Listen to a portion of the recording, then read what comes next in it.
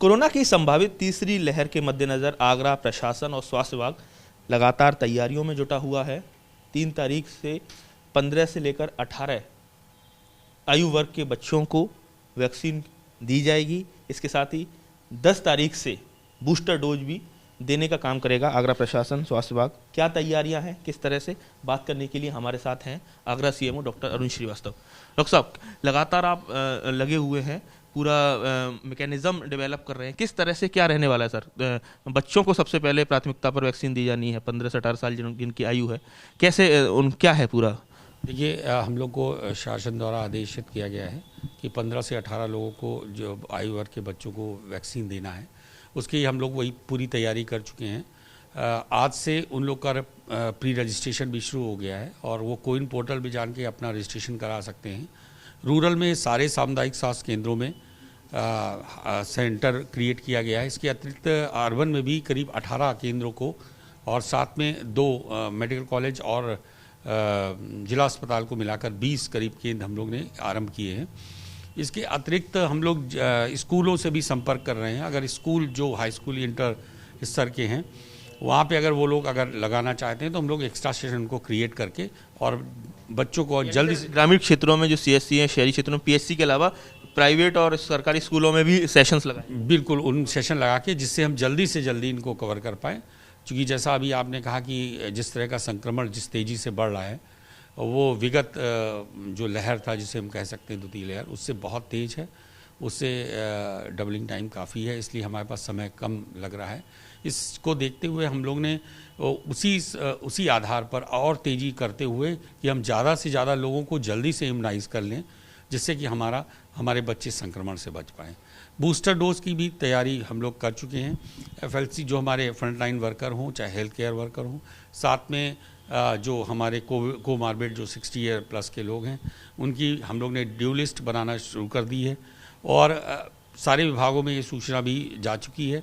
साथ में मतदान में लगे हुए कर्मियों को भी ये सूचना भेजी जा चुकी है। उनको अगर उन्होंने 9 माह पूर्व अपनी द्वितीय डोज ले ली है तो उनको भी बूस्टर डोज। ये क्या प्रक्रिया कैसे रहेगी? जैसे बच्चों को वैक्सीन लगनी है तो उनको रजिस्ट्रेशन करके आना होगा या सेंटर्स पे पहुंचेंगे तो वहाँ उनको रजिस्ट्रेशन की सुविधा मिलेगी? प्रारंभ में हम लोग ने यही किया कि ये देखते हुए कि कितना हमारे पास लोड रहेगा।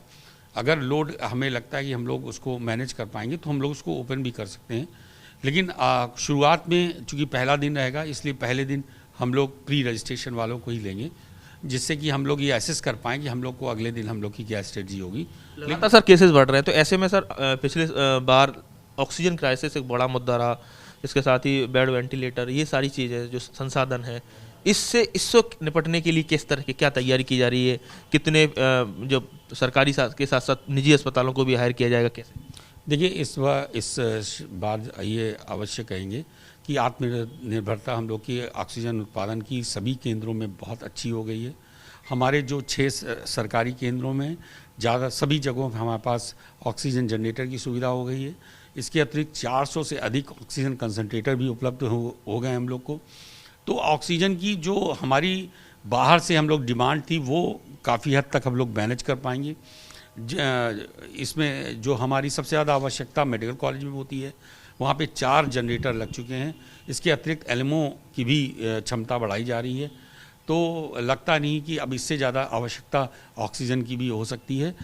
हम लोग पूरी तरह से निर्भरता हम लोग की अंदर प्रोडक्शन की भी हो गई है और हम लोग स्टोरेज की भी क्षमता बढ़ गई है। आखिरी सवाल और है सर, लगातार देखा जा रहा है कि तमाम ऐसे जगह हैं जहाँ मतलब पब्लिक प्लेसेस लाइक ताजमहल या जो भी मोन्यूमेंट्स हैं या बस स्टेशन है, कई सारे लोग अभी भी प्रॉपर तरीके से कोविड प्रोटोकॉल्स फॉलो नहीं कर रहे हैं। स्पॉट सैंपलिंग में भी उस तरह की तेज़ी नहीं आई है। ये एक बहुत बड़ा चैलेंज है और इसको किस तरह से आप तेज़ी लाएंगे, या कहा जाए प्रशासन से किस तरह का सहयोग मिल रहा है इन्फोर्समेंट के लिए? ये लगातार हमारा और एडीएम सिटी साहब के साथ हम लोग विजिट कर रहे हैं। हम लोग बस स्टेशन, रेलवे स्टेशन, साथ साथ ताजमहल किया, हम लोग ने भ्रमण किया। वहाँ पे एएसआई के अधिकारियों से बात किया। मंडे को हम लोग बैठकर पुलिस और एएसआई के अधिकारियों से बात करके एक व्यवस्था बनाएंगे, जिससे कि कोई भी व्यक्ति ऐसा ना हो जो संक्रमित हो और वो भीड़ में पहुंच जाए। इसके अतिरिक्त वहाँ पे हम वैक्सीनेशन की भी कोशिश कर रहे हैं कि जो इन मॉन्यूमेंट्स को देखने लाए वो ये पहले से इंश्योर्ड हो जाए कि वो लोग वैक्सीनेटेड हैं। अगर किन्हीं कारणों से अगर वैक्सीनेटेड नहीं हैं तो वो अक्सर वैक्सीन लगा के ही वहाँ पे भ्रमण करें, और अगर किन्हीं कारणों से वहाँ पहुँच भी गए तो हमारे पास वैक्सीन की वहाँ उपलब्धता रहेगी, वो तत्काल वैक्सीनेट भी किया जाए, उनको वैक्सीनेटेड किया जाएगा। तो कुल मिला के आगरा स्वास्थ्य विभाग लगातार तैयारियों में जुटा हुआ है। राउंड द क्लॉक मीटिंग्स हैं वो भी चल रही हैं, और ऐसे में कोरोना की दूसरी लहर और पहली लहर में जिस तरह से कहा जाए आगरा में स्थिति काफ़ी नाजुक रही थी, उन सारी चीज़ों के आधार पर भी इन तैयारियों की समीक्षा की जा रही है। और तमाम जो कहा जाए CSC है, PSC है, या तमाम जो हॉस्पिटल्स हैं वहाँ पूरी तरह से संसाधनों को दुरुस्त किया जा रहा है। और ऐसे में तीसरी लहर से निपटने के लिए तमाम जो प्रयास हैं वो सारे प्रयास किए जा रहे हैं। आगरा से नितिन उपाध्याय, ABP गंगा।